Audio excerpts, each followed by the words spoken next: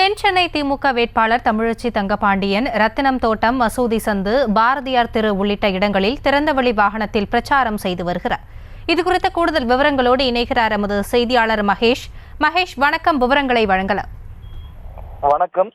நாடாளுமன்ற தேர்தலானது தமிழகத்தில் சூடு பிடித்துள்ள சூழ்நிலையில இன்று தென்சென்னை நாடாளுமன்ற தொகுதிக்குட்பட்ட சைதாப்பேட்டை பகுதியில் பார்த்தீங்கன்னா திமுகவுடைய வேட்பாளராக இருக்கக்கூடிய தமிழச்சி தங்கபாண்டியன் அவர்கள் நேரடியாக பல்வேறு பகுதிகளில் பிரச்சாரத்தில் ஈடுபட்டார்.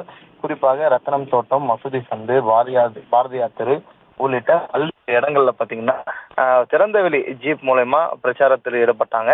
அப்பொழுது சைதாப்பேட்டை பொதுமக்கள் அவர்களுக்கு உற்சாக வரவேற்பு அளித்தும், சால்வை அணிவித்தும், ஆரத்தி எடுத்தும், தேங்காய் உடைத்தும், புறாக்கள் வழங்கியும் வரவேற்றக்கூடிய காட்சிகள் தான் பார்க்க முடியுது. உடன் அமைச்சர் மா சுப்பிரமணியன் உள்ளிட்ட பல்வேறு திமுகவினர் திரளாக வந்து, அதே போல கூட்டணி கட்சியில் இடம்பெற்றுள்ள கூட்டணி கட்சியினரும் உடன் வருகை தந்து பிரச்சாரத்தில் உதயசூரியனுக்கு ஆதரவாக வாக்களிக்குமாறு பிரச்சாரத்தில் ஈடுபட்டுதான் களத்தில் நம்மால் பார்க்க முடிகிறது.